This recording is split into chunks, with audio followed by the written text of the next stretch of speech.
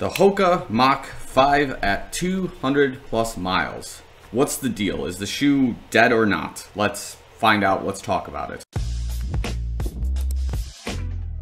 So before we get into it, make sure you like the video, subscribe to the channel if you're already subscribed and watching this content. Thanks so much. Love you guys a lot. Make sure you subscribe to my Strava. You follow me on Instagram for all sorts of updates and things like that related to the Chicago Marathon, Tokyo Marathon, and all sorts of other races that are coming up in the future. So without further ado, let's begin. Specs of the shoe are up here for your reference.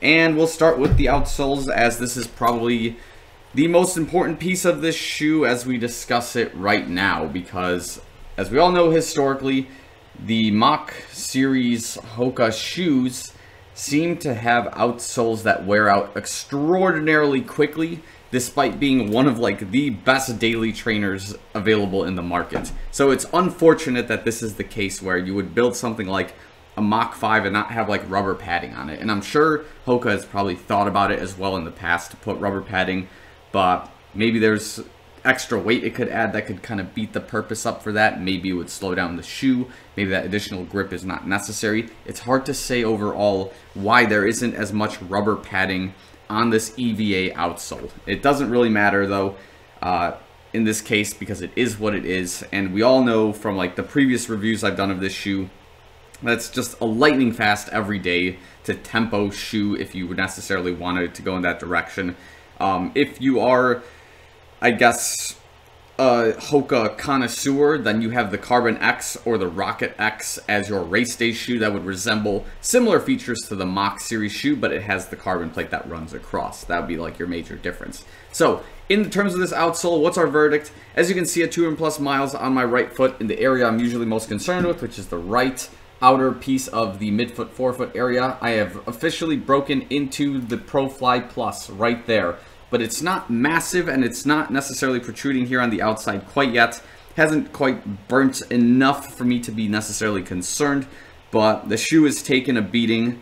And my overall verdict is that the shoe can still go, but it's going to be reaching its lifespan probably before 300 plus miles, if I'm being conservative towards that number. It could be possible that just because of how the right shoe is looking, I may have to retire the shoe at 250 plus miles. And if that's the case, you know, it is what it is. It's just, that's just kind of what the Hoka deal with the shoe is going to be. And if that prevents me from buying a second pair in the future, then, you know, that's just what it is as well.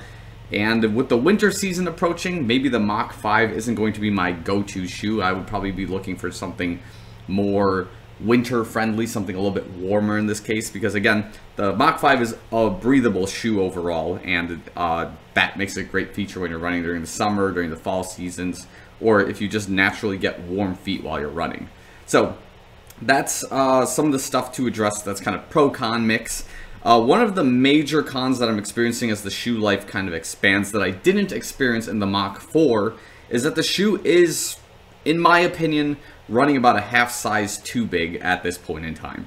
Now the reason I say that is because of a few reasons. One, as I'm tying the shoe down more and more, you can see that the shoelace, like the shoelace box, is basically coming closer and closer together as I have to tighten the shoe just more as it goes on. Like, I didn't have to necessarily tie it this much in order to get a lockdown, but it's getting to that point. And I remember this happening with my old Arahi shoes that were in size 9.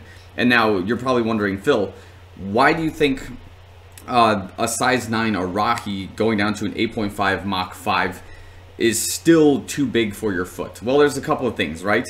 When I was running in the Mach 4 in size 8.5, it was like a perfect fit. Maybe there's a build between the Mach 4 and the Mach 5 where the shoe subtly gets a little bit larger. I don't think that's necessarily the case, but it's not out of the question, right?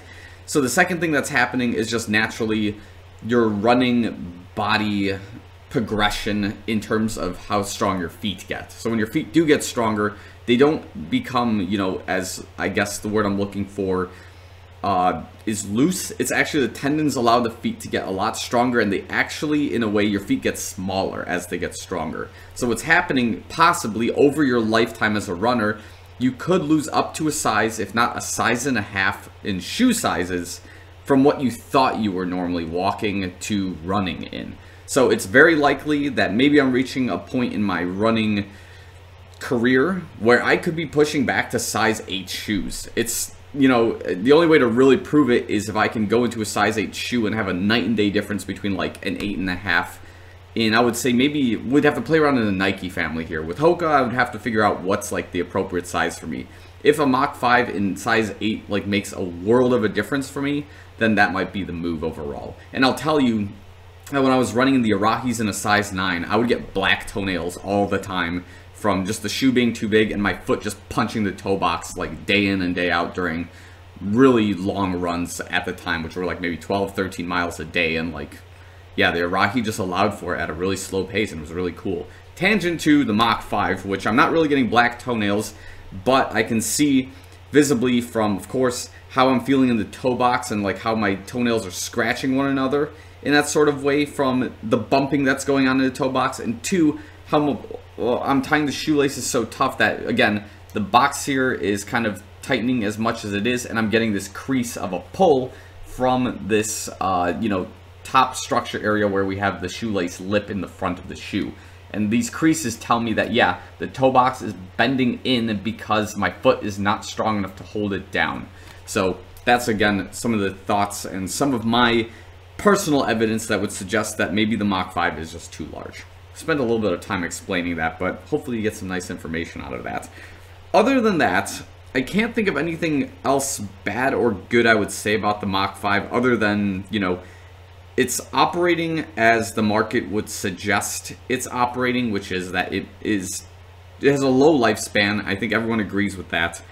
That the shoe is extraordinarily comfortable. It's extraordinarily fast for what it is.